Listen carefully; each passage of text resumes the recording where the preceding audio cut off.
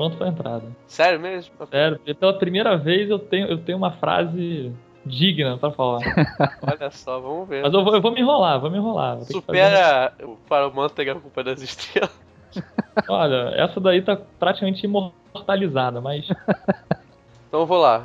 Você está no Inclitrix, aqui é o Antônio Matheus, e o Brasil está hipotecando seu futuro. Meu nome é Vitor Viller. O Brasil caminha de forma contínua e segura para a mediocridade. Contínua e segura.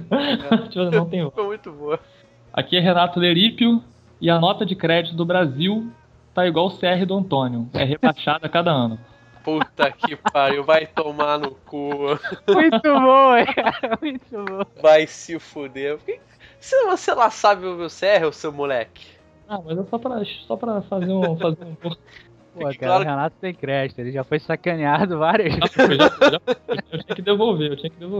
Muito bom. Que consta aqui na gravação que o meu CR é em zigue-zague.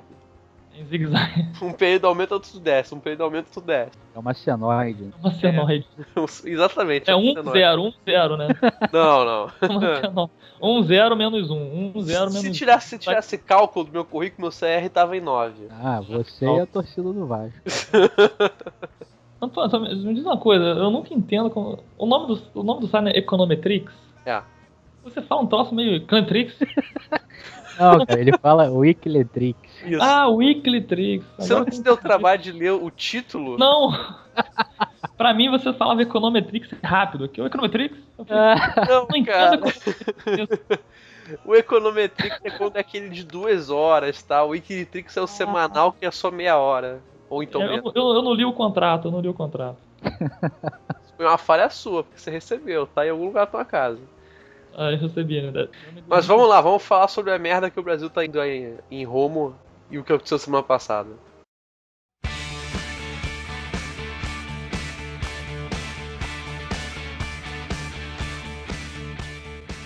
Então vamos lá, vamos começar o papo, vamos resumir aqui que o Brasil tá uma merda, tá na merda, indo pra merda, sei lá. Não, indo não, já tá. Já tá. Então, Vitor, o que rolou aí no nível de atividade essa semana? Ah, tá muito desanimado. Vitor, meu companheiro! Companheiro não, cara. Companheiro é um vocativo que não entra nesse espaço. Porra, e o que aconteceu na semana passada, Vitor? O que rolou com o nível de atividade anunciado? Pois é, muita coisa. Saíram alguns indicadores aí, né? Saiu o comércio, saiu o IBC, já tinha saído o PIB mensal lá do IBRE, né? Que o pessoal agora mensalizou a série do IBGE, tá bem interessante. Mas o fato concreto é que no nível de atividade, começando pelo IBC e pelo PIB mensal do IBRE, o IBC é o índice de nível de atividade do Banco Central. Ele tenta pegar alguns indicadores antecedentes e coincidentes de nível de atividade e cria uma série de nível de atividade mensal, né? Dado que o PIB do IBGE é um PIB trimestral. Então ele cria essa série e chamou de IBC, Índice de Nível de Atividade do Banco Central. Ele aumentou em julho, né? Teve uma pequena melhora, mas muito em função da comparação com junho, né? Junho teve menos atividade por causa da Copa do Mundo, teve menos dias úteis, né? E isso aí causou uma retração em junho que foi compensada por um aumento do nível de atividade em julho. Mas nada muito significativo, nada que retire a economia da tendência de estagnação. Se a gente cria lá uma medida de hiato do produto, colocando esses índices contra a tendência de longo prazo delas, ainda está abaixo dessa tendência, então o hiato continua negativo, né? O PIB potencial está maior do que o PIB efetivo, mostrando que a economia ainda está estagnada. E se tem alguma novidade desses índices aí de nível de atividade, essa novidade fica por conta do comércio. O comércio, que era aí ainda um dos indicadores que até o ano passado ainda mostrava uma medida de positiva, né? Ainda estava mostrando resultados positivos. Esse ano ele já entrou numa tendência também de queda, seja o volume restrito, seja o volume ampliado, que inclui principalmente automóveis, material de construção. Eles estão mostrando uma tendência forte de queda. O comércio está caindo porque a renda da população ou está crescendo menos ou também está estagnada. A gente sabe pelos dados aí de salário, né, que o salário real está crescendo menos. Então já o crédito também, as famílias estão mais endividadas, o Banco Central estava aumentando os juros desde o ano passado, isso aí já está tendo algum efeito no crédito privado, né, o crédito livre e privado, ele está crescendo menos. Isso aí, se o crédito cresce menos, o salário cresce menos, naturalmente as pessoas vão consumir menos. E aí o comércio está vendendo menos, indicando, né, que isso é bom para a inflação, né, que reduz aquele hiato entre demanda e oferta, mas é muito ruim para a economia, que a economia, se tinha algum setor que ainda estava mostrando algum vigor, né, era o setor de comércio e o setor de serviços. O setor de comércio hoje está completamente estagnado rumo a uma recessão aí no curto, médio prazo.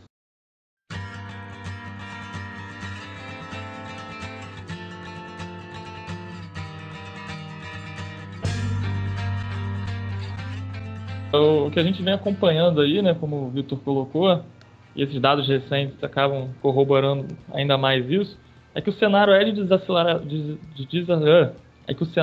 de desaceleração da economia e que, embora vez ou outra surja algum sinal um pouquinho mais favorável, mas na tendência a gente vê que as coisas estão realmente desacelerando, né? Hoje, inclusive, saiu também, como toda segunda-feira, o Banco Central divulga a pesquisa Focus, né, com as previsões de várias instituições financeiras, e a previsão de crescimento do PIB para esse ano ficou na média de 0,3%, né? Ou seja, é um valor bastante baixo, bem próximo a zero aí, ou seja, vai crescendo então a possibilidade de que nesse ano a gente venha ficar realmente estagnado, que a nossa economia não cresça nada. E isso é um problema bastante sério, né? Bastante sério porque, como a gente comentou no último podcast, a essa altura do campeonato já parece um pouco claro pra gente, para não dizer bem claro, que os fatores por trás dessa desaceleração da nossa economia são fatores estruturais e que são de difícil reversão no curto prazo. Então a gente deve conviver com esse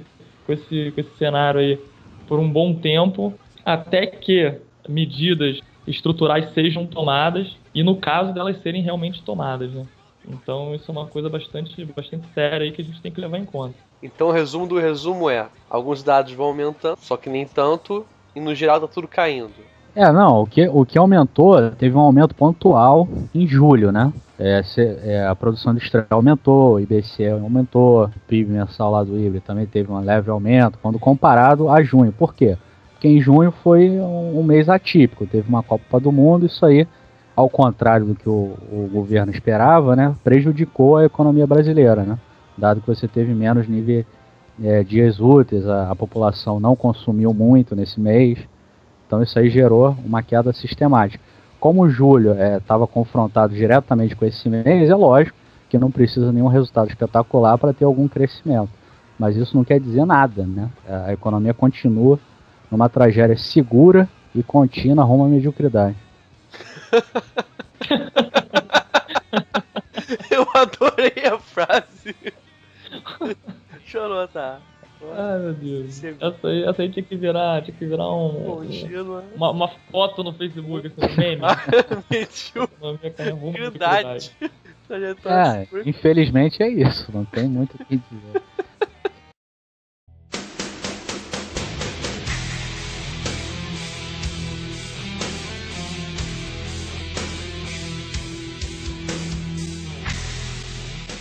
Se a gente for para o mercado de trabalho também, o mercado de trabalho está indicando, saiu o CAGED semana passada, né? E se a gente pega lá, abre o CAGED por setores, pega ele indústria, serviços, comércio, etc. A indústria, o saldo da indústria de geração de vagas, ela completou 5 meses de resultados negativos, ou seja, a indústria há 5 meses ela demite mais do que contrata.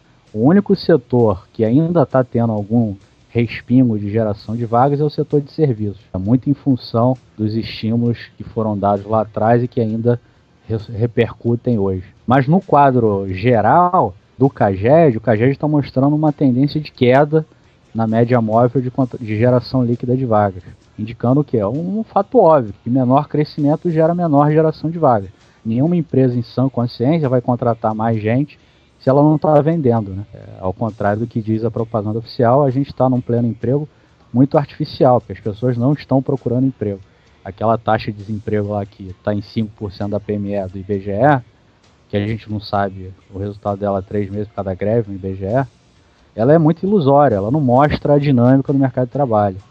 Se a gente abre o CAGED, que é uma pesquisa de fluxo de mercado de trabalho, está mostrando que a geração de vagas está reduzindo mês a mês, né? Se a gente pega também, eu fiz um exercício desse lá no meu site, a geração desse ano e confronta com a média histórica dos meses, ao longo desde lá de 1999, a geração líquida desse ano ela está bem abaixo da média histórica dos meses. Então, é uma situação bastante preocupante da economia brasileira e é difícil, cara, a gente ver alguma perspectiva de melhora nos próximos anos, dado os ajustes que vão ter que ser feitos para tentar retomar alguma racionalidade, né?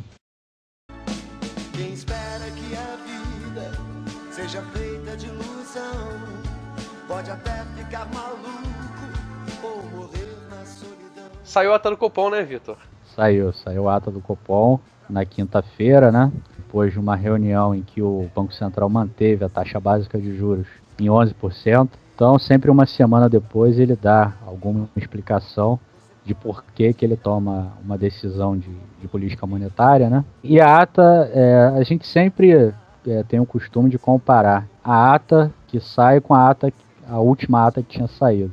E se a gente faz essa comparação, o que parece que o Banco Central está vendo aí, o Copom, né, o Comitê de Política Monetária, é que ele viu algum alívio da inflação para os próximos trimestres, né? Ele retirou uma expressão que ele vinha usando, que era resistente, né?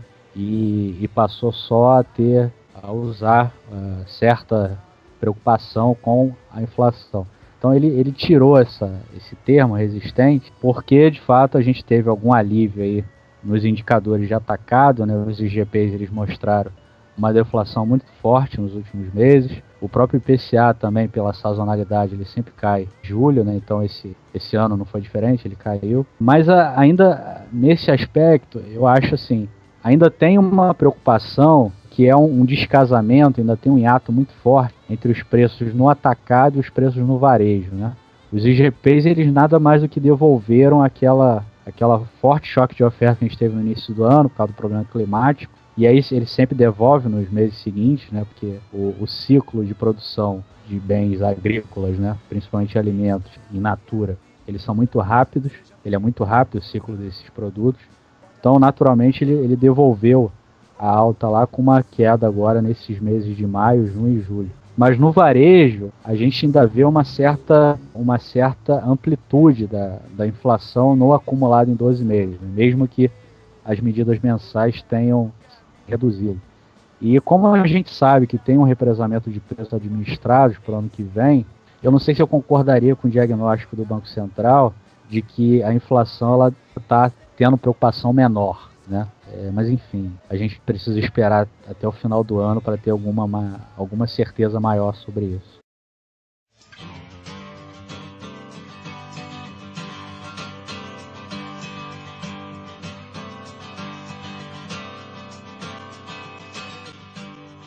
Bom, na verdade é isso, né? A leitura que o Banco Central faz é um pouco dessa, né? Que a inflação continua alta, mas parece que está perdendo força aos poucos. Na verdade é uma justificativa para manter os juros na casa dos 11%, que era um patamar esperado pelo mercado, né? Se a gente acompanha aí a evolução das estimativas de mercado, todas elas apontam mesmo que o Banco Central iria manter a taxa de juros em 11%, pelo menos até o final do ano. No final do ano talvez houvesse aí uma pequena elevação, e aí uma correção talvez um pouco mais forte para 2015, muito em virtude desses preços represados que o Vitor comentou, que apesar de já terem avançado em alguma medida em relação ao patamar que adquiriram no ano passado, ainda estão bastante descolados ainda dos preços livres, né?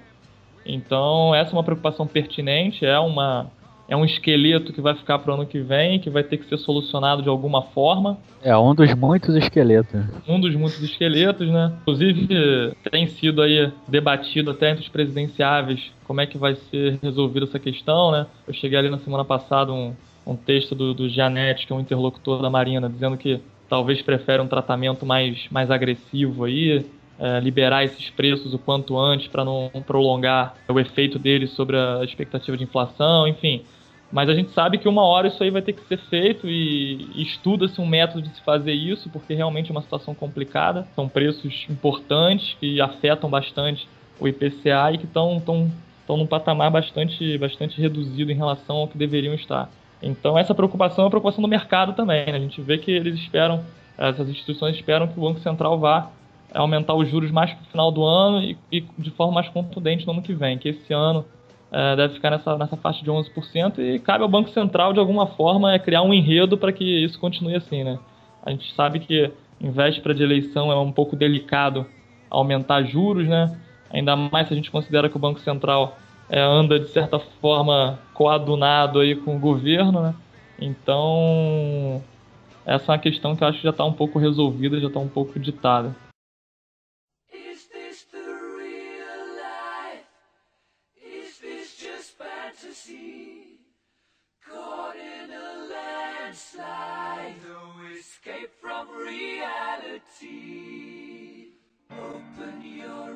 O Vitor ele comentou sobre o hiato forte entre o preço de atacado e varejo. O que significa ter um hiato forte ou então não ter? Assim, os preços, né, eles são divididos, os setores, né? Você tem o setor de atacado, que geralmente é a empresa vendendo para a empresa, e você tem o varejo, né, que é a empresa vendendo para consumidor final, né? Isso. Você tem as cadeias produtivas, elas se dividem mais ou menos em atacado e varejo, né? E aí você tem índices que medem o nível de preços no atacado e no varejo. Os IGPs, os índices gerais de preço da Fundação Getúlio Vargas, eles têm um componente atacado, que é o IPA, né, o índice de preço atacado, que representa 60% desses IGPs, né? Ou seja, o IGP ele dá uma medida interessante do que está acontecendo com o atacado. E você tem outros índices, o mais conhecido deles é o IPCA, que é do IBGE, que é o índice oficial do regime de meta de inflação, que já mede mais ou menos o que o consumidor enfrenta quando vai comprar um produto. O que a gente viu esse ano é que os IGPs eles sofreram com o choque de alimentos provocado pela seca no início do ano, né? E aí eles tiveram uma alta muito forte lá no início do ano, principalmente em março e abril. Mas aí depois isso cedeu, né? Porque como foi um choque de oferta localizado em produtos agropecuários, principalmente os alimentos in natura, que são muito afetados por problemas climáticos, eles cedem muito rápido. O ciclo de produção desses bens é muito rápido, né? Não demora muito para você fazer a colheita. Então, quando você tem uma subida muito forte dos preços, isso é um incentivo para os produtores aumentarem a produção, né? Então, no período seguinte, eles sempre vão colher mais do que eles tinham colhido na colheita anterior. E, naturalmente, o preço também vai cair, né? Porque você tem uma produção maior. Foi exatamente o que aconteceu com os IGPs, eles devolveram a alta do início do ano, tendo uma deflação de 3 ou 4 meses, dependendo do IGP que você olha. Só que isso não foi sentido de forma tão forte no varejo, né? O varejo, de fato, ele teve uma variação menor nos meses de junho e julho. Em julho foi até bem parecido com o que a gente teve ano passado, que foi um período bem atípico por conta das manifestações. E esse ano foi em linha, né? Foi 0,03, ano passado foi 0,01, ou seja, estável, né? Não teve inflação em julho. Mas se você olha o comportamento do varejo de forma mais global, tirando essa variação mensal, o que a gente viu é que tem um descolamento entre o atacado e o varejo. O atacado sofreu uma queda muito maior do que o varejo. Por quê? Porque no varejo a gente tem um setor que tem uma pressão inflacionária muito forte, que é o setor de serviços. Como quando você sai do atacado para o varejo, você incorpora muitos serviços, né? Você, por exemplo, trazer a produção da Zona Franca, do interior de São Paulo, você usa caminhões, você usa partes que são intensivas em serviços, né? Então aí você inclui transporte, inclui comércio, que você vai ter uma carga de mão de obra maior, né? Então, à medida que você coloca camadas de serviços nesses bens, você está incorporando os custos de mão de obra. Como o desemprego está baixo no Brasil ainda, os salários, apesar de terem crescendo a taxas cada vez menores, mas eles continuam crescendo e ainda continuam gerando pressão inflacionária nesse setor, no setor de serviços, que é 30% do IPCA. Então, por isso que você explica esse descolamento entre varejo e atacado, né? Que à medida que você coloca camada de serviço, você também está colocando mais pressão inflacionária, não refletindo essa deflação que você teve lá no IGP, no atacado.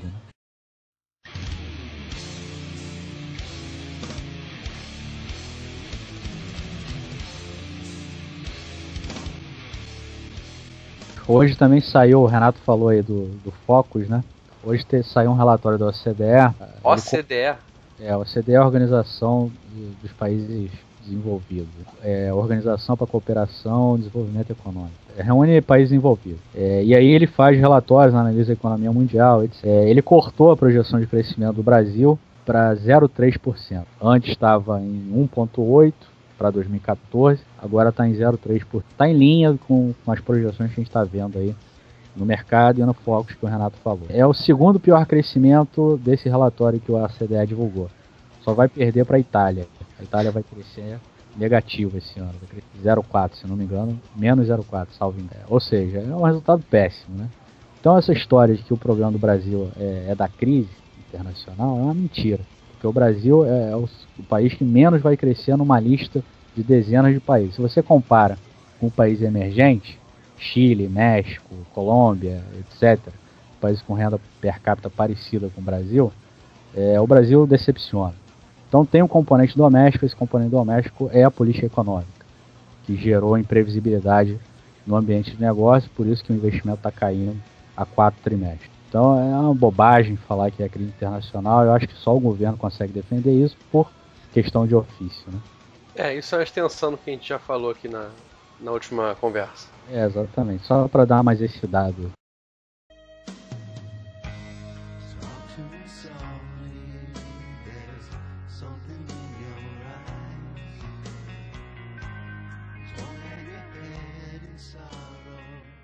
Pois é, hoje o Valor publicou uma matéria de uma página sobre uma renegociação de parte da dívida que o BNDES tem com o Tesouro, né? A gente fez alguns podcasts, a gente já falou disso, que o Tesouro já repassou mais de 400 bilhões para o BNDES. E como que ele repassou isso? Ele emite título público, né? Gera uma dívida e esse dinheiro é repassado para o banco poder emprestar com absoluta transparência, né, para empresas que vão gerar emprego, né, que vão desenvolver o país, vão gerar maior crescimento, né. Esse é o objetivo do BNDES, né.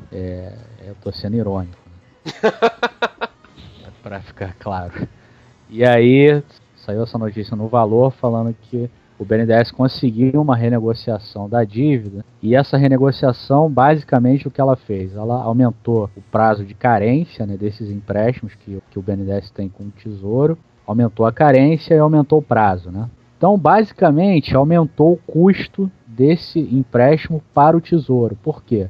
Porque nessas operações Tesouro-BNDES tem um subsídio implícito, né?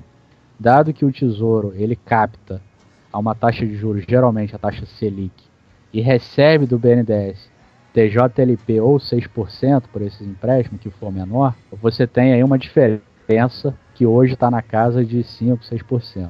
Pode aumentar dependendo da trajetória da Selic. Então tem esse custo implícito. Então o Valor convidou alguns economistas para fazerem a conta de qual o custo essa renegociação está impondo, e chegou a um valor absurdo, 40 bilhões.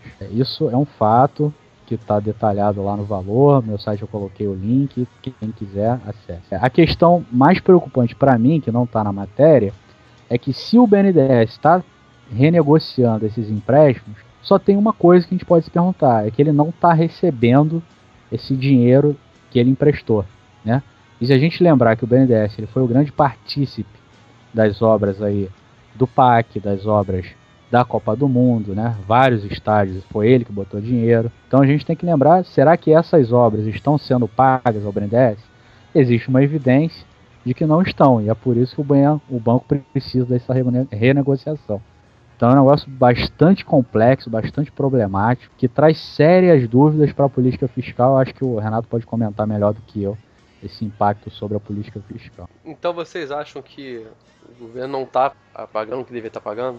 Eu acho que o BNDES não está recebendo o dinheiro que ele deveria receber desses empréstimos que ele fez, né, com o dinheiro do Tesouro. Só essa explicação para ter esse tipo de renegociação, né? Não vejo outra.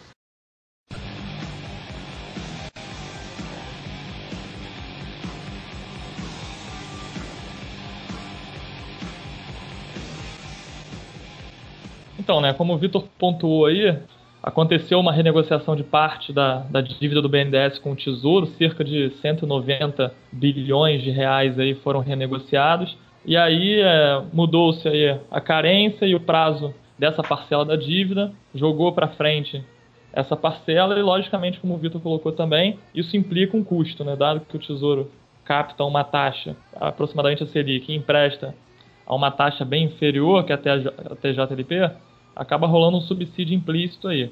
E com esse alongamento e com essa carência maior, esse subsídio tende a ampliar, né? E também, logicamente, fica sujeito aí à flutuação da Selic. Agora, o que eu acho relevante também apontar nisso é que essa mudança patrimonial, vamos dizer assim, essa mudança que foi essa renegociação de parte da dívida, ela acaba gerando alguns problemas fiscais de fluxo também para o governo, né? Quer dizer, se a gente tem uma conta de juros implícita que é maior, essa taxa implícita da dívida é maior, ela vai acabar impactando na taxa de juros nominal que o governo paga todo mês, e isso acaba também repercutindo no déficit nominal do governo, né? Que não é pequeno, né? Já está na casa aí dos 4% do PIB, era até o final do ano passado cerca de 3,3%, 3,2%, agora já está no 4,2%, ou seja, aumentou quase 1 ponto percentual de PIB em menos de um ano, então é uma preocupação extra, né, porque esse valor tá se aproximando aí de um limite um pouco perigoso, né? E esse valor, ele aumentou, desculpa, Renato, mas esse valor aumentou muito em função do aumento do risco, né? Do Brasil, né? Sim, também, lógico. Teve aquela mudança lá do rating da SP, né? A Moody's agora também mudou a perspectiva. Muito em função dessa percepção de risco dos agentes, eles estão pedindo um prêmio maior, isso aí aumenta a taxa implícita da dívida, mais ou menos isso. Exatamente. O governo ele fez uma série de mudanças na composição patrimonial dessa dívida aí, né? A gente viu que os bancos públicos receberam aportes bilionários de grande magnitude, sem muita transparência, como você colocou ironicamente. Então, quer dizer, isso levanta suspeita nos agentes de se a dívida, se essa trajetória de dívida ela é sustentável ou não, ou quanto ela é sustentável. E isso acaba refletindo nas taxas de juros, né? A taxa de juros é um prêmio de risco para os agentes emprestarem seu dinheiro, né? Então, essas coisas estão intimamente relacionadas. E isso chama atenção, né? Que a gente está num momento de fragilidade fiscal. A gente sabe que o superávit primário do governo, que é aquela economia que ele faz para pagar esses juros, se você descontar as receitas não recorrentes aí, ele está basicamente próximo a zero, né? A gente praticamente não está cortando despesa, a gente está praticamente compondo o superávit via algumas receitas que são atípicas e algumas manobras fiscais, então a gente não está controlando nossa despesa. Esse superávit primário ele é importante para manter a trajetória da dívida pública de forma sustentável. Estima-se, alguns economistas estimam aí que esse superávit hoje seria necessário algo em torno de 2,3% do PIB para manter a trajetória da dívida estável.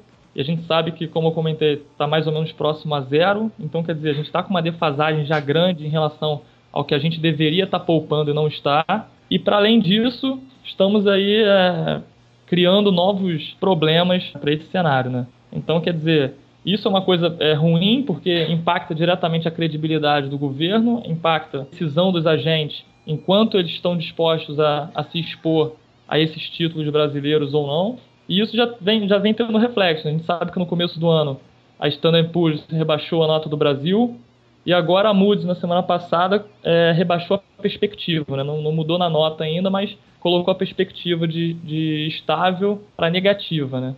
Lembrando que no ano passado essa mesma agência, a Moody's, tinha rebaixado a perspectiva de positiva para estável, foi em outubro, se eu não me engano, e agora de estável para negativa. Isso com certeza é uma péssima sinalização, né? A gente tem falado recorrentemente, e tem visto nos jornais também. A política fiscal brasileira tem sofrido com uma série de eventos aí que abalaram bastante a credibilidade, né, das contas públicas, né? E aí a gente vem adicionando cada vez mais elementos aí perturbadores para essa credibilidade.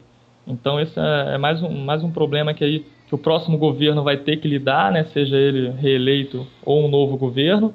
Até porque essa decisão aí sobre essa renegociação de parte da dívida, ela vai acabar recaindo sobre outros governos, né, porque o primeiro pagamento, se eu não me engano, é daqui a 6 anos, então é uma coisa que vai pegar outros governos. Então é uma decisão complicada e isso vai acabar engessando a política fiscal, vai tornar mais difícil o ajuste para quem quer que seja o governante nos próximos anos, porque vai ter um espaço de manobra menor, né?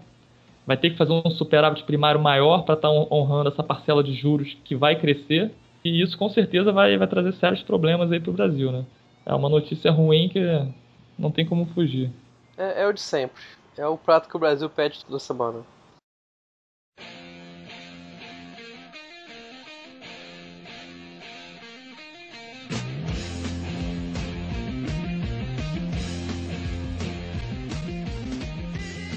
Cara, isso é engraçado até, porque essa semana saiu no Valor também saiu uma matéria, ele usou a seguinte frase, né? Estamos hipotecando o futuro do Brasil. Né? Porque na verdade a gente está fazendo isso, a gente está sacando os recursos do futuro, usando eles todos no presente, de uma forma não transparente, de uma forma não estudada, para saber se realmente esses recursos estão sendo bem aplicados, ou se eles teriam uma destinação melhor. Os resultados não são muito visíveis, né? Quer dizer, a gente está hipotecando o Brasil de fato, né? A gente está trazendo recurso para o presente e esses recursos não estão gerando um fluxo que deveriam gerar. Então, quer dizer, no futuro a gente ainda vai ter que pagar essa conta sem ter o benefício do crescimento, o benefício da geração de emprego, de infraestrutura, de nada disso. É uma situação bastante delicada isso que me preocupa muito. Assim. Eu sou bastante crítico dessa postura. Gostei da explicação final, bem didática. Bem didática. E é isso aí. Foi. Isso aí teu é muito sem graça. Muito o quê? Muito sem graça.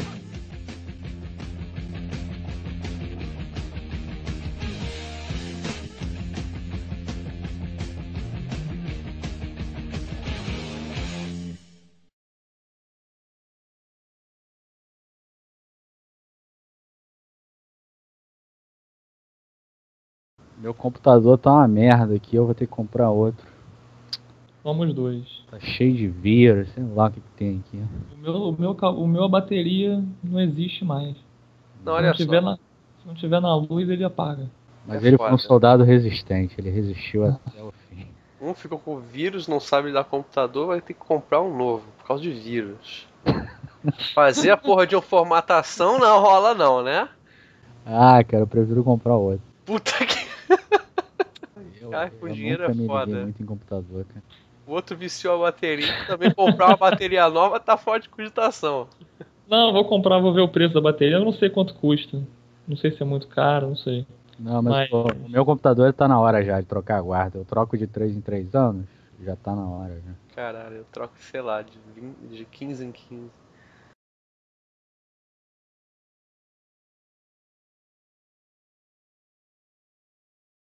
Você pode fazer depois e edita, né? Não, eu não vou botar essas coisas na edição, é ridículo. A sua você não coloca, a dos outros você ridículo. A sua é ridículo. Eu não vou botar na edição eu falando pro Renato, Finish Him, vai lá, Renato. Eu não vou botar isso.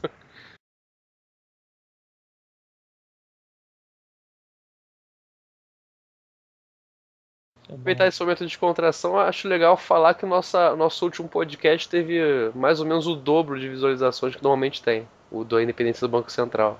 Tá divulgando mais? Tá mexendo com as pessoas. Tu tá divulgando mais? Cara, sei lá, não. Esse tema também é um tema que... Pois é, a nossa média de visualizações é umas 100, cento e pouco, esse teve quase 200. 1000, você tá falando, né?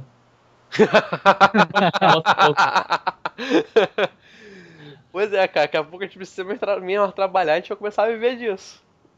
É uma boa. Porra. Eu largo tudo pra fazer isso. Pô. Só segunda-feira à noite aqui, 1 horinha gravando, largo tudo. Porra. Largo tudo, né? Largo tudo. Largo tudo que eu tava fazendo 11 horas numa segunda-feira. Largo tudo. Cheio de compromisso essa hora, largo tudo. Bom ponto. Pra vocês, né? Pra mim também, eu tenho trabalho amanhã. Meu trabalho é de segunda até quarta. Depois falar que eu não faço nada, olha só a injustiça no mundo. Você não faz nada mesmo. Ah, se fuder.